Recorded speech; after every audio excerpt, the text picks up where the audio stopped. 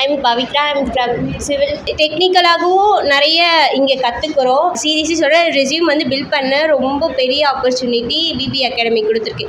என் கூட ஒர்க் பண்ணுற எல்லா ஸ்டாஃப்மே வந்து எனக்கு கைண்டான பர்சன்ஸ் தான். நிறைய பசங்க நான் கலாட்டா பண்ணுவாங்க, ஆனால் இப்போ வரைக்கும் ஒரு ஸ்டாஃப் கூட அந்த மாதிரி மூஞ்சி சுழிச்சு நான் பார்த்ததே கிடையாது.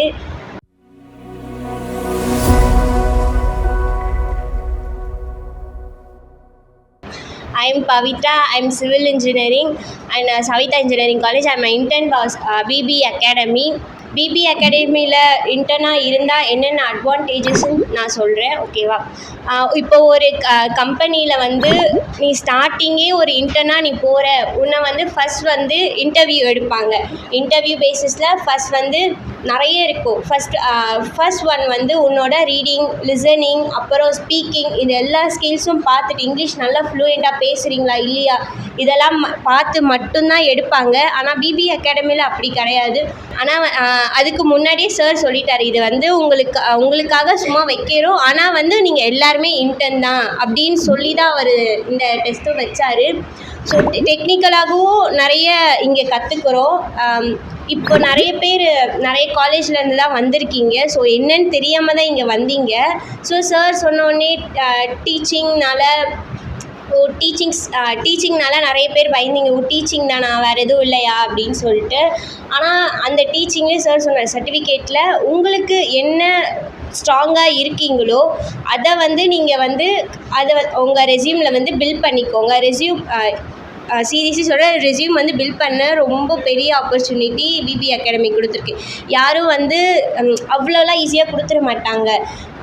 ஐடி கம்பெனியோ இல்லை மற்ற ஏதோ ஒரு கம்பெனி போனால் கூட நீ ஒரு சின்ன ஒரு தப்பு பண்ணால் கூட அந்த மிஸ்டேக்ஸை வந்து குத்தி காமிப்பாங்க. இல்லைனா உன்னை எப்படி அந்த இடத்துலேருந்து ஸ்டாப் பண்ணுறதுக்கும் நிறைய சான்சஸ் இருக்குது. ஏன்னா நிறைய ஐடி கம்பெனிஸில் இன்டர்ன் தானே, ஸோ இவங்க தானே அப்படின்னு சொல்லிட்டு அப்படி நினைப்பாங்க. ஆனால் பிபி அகாடமி அப்படி கிடையாது. உன்னோட ஒரு சின்ன சின்ன மிஸ்டேக்ஸும் வந்து சொல்லி திருத்துவாங்க. நீயும் வந்து நம்மளும் வந்து அதை அக்செப்ட் பண்ணிக்கிறோம். மற்ற கம்பெனிஸ் ஏதாவது போகணுன்னா உன்னை நம்பி வந்து அவ்வளோ ஈஸியாக ஒரு ப்ராஜெக்டோ இல்லை ஏதாவது ஒரு ஒர்க்கோ தரமாட்டாங்க. ஆனால் வந்து இங்கே வந்து உங்களை நம்பி ஒரு 10th ஸ்டாண்டர்டோ 11th ஸ்டாண்டர்டோ 12th ஸ்டாண்டர்ட் பசங்களையும் கொடுக்குறாங்க. என்ன நம்பியும் அதே மாதிரி தான் சிபிஎஸ்சி பசங்க.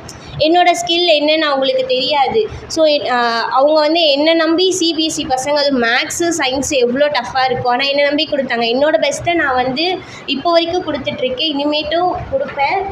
அதே மாதிரி டைமிங் வந்து ஈவினிங் டைம் தான். ஸோ காலேஜ் போகிற இன்டர்ன்ஸ்க்கு வந்து இது ரொம்ப யூஸ்ஃபுல்லாக இருக்கும். ஈவினிங் டைமில் வந்து நிறைய பேர் காலேஜ் முடிச்சுட்டு வருவாங்க. ஃபுல் டே காலேஜ் இருக்கும், ஆஃப் டே காலேஜ் இருக்கும். எனக்குலாம் வந்து ஃபுல் டே 5 வரைக்கும் காலேஜு. நான்லாம் டக்குன்னு முடிச்சுட்டு வரவே 7 ஆகிடும். ஆனால் இப்போ வந்து எனக்கு காலேஜ் வந்து இல்லை. ஸோ அதனால் எனக்கு ஈஸியாக இருக்குது. ஸோ ஃபஸ்ட்டு வந்து எனக்கும் 5 o'clock தான் சொன்னாங்க. அதுக்கப்புறம் அவங்க சொன்னாங்க 6:30 நீங்கள் எடுக்கிறீங்களா அப்படின்னு கேட்டு. அப்புறம் எனக்கு ஓகே சொல்லிட்டேன். 6:30 to 9:30 போகும்போது கூட ஈவினிங் டைம் தான், நைட் டைமு. ஸோ எந்த ப்ராப்ளமும் எனக்கு இருந்தது கிடையாது பர்சனலாக.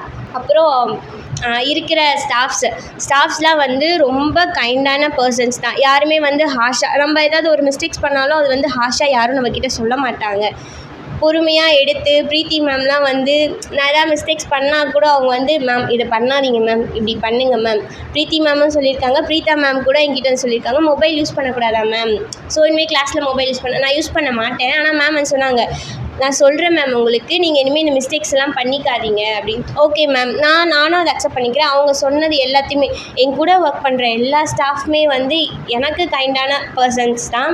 அப்புறம் ஸ்டூடெண்ட்ஸோட பாண்ட், ஸ்டூடெண்ட்ஸ்க்கும் ஸ்டாஃப்ஸ்க்கும் இருக்க ரிலேஷன்ஷிப் வந்து நார்மலாக வந்து எனக்கு வந்து இது வந்து ஒரு டியூஷன் சென்டர் அப்படின்ற மாதிரி ஃபீல் இல்லை, ஸ்கூல் மாதிரி தான் ஃபீல் ஆகுது. ஏன்னா நிறைய பசங்க இருக்காங்க. ஒரு இதுக்கும் ஒரு சப்ஜெக்ட்க்கும் ஒரு ஸ்டாஃப்ஸ் வந்துட்டு போகிறாங்க. ஸோ லைக் இது வந்து ஸ்கூல் மாதிரியே தான் இருக்குது. என்ன ஸ்டூடெண்ட்ஸ் கம்மியாக இருக்காங்க அவ்வளோதான், மற்றபடி ஃபுல்லாக வந்து இது வந்து ஸ்கூல் டைப் தான். அது இல்லாமல் அவங்க பாண்ட் வந்து இன்னும் ஸ்கூல்னாலே நிறைய ஸ்டாஃப்லாம் வந்து எப்படின்னா, உனக்கே நான் சொல்லித்தரணும், உனக்கே நான் இதெல்லாம் கற்றுக்க. அவன் வந்து ரொம்ப பேசினானா, பசங்க நிறைய பேசுவாங்க, மேமே ரொம்ப கலாய்ப்பாங்க. இதெல்லாம் பண்ணும்போது மேம் வந்து கோவப்பட்டு அவன் மேலே ஏதாவது ஒரு பிளாக் மார்க்கோ இல்லை அவன் ஏதாவது பண்ணும்போது கூட நீ இதை பண்ணிட்டேன்ல, ஸோ நான் இதை நான் உன்னை பேரண்ட்ஸ் கிட்ட சொல்கிறேன், இல்லை வெளியில் அனுப்புகிறேன், இல்லை அவன் மார்க்கு கம்மி பண்ணுறது, அந்த மாதிரி நான் இப்போ வரைக்கும் நிறைய பசங்க நான் கலாட்டா பண்ணுவாங்க. ஆனால் இப்போ வரைக்கும் ஒரு ஸ்டாஃப் கூட அந்த மாதிரி மூஞ்சி சுடிச்சு நான் பார்த்ததே கிடையாது. சொல்லுமா அவ்வளோதான்.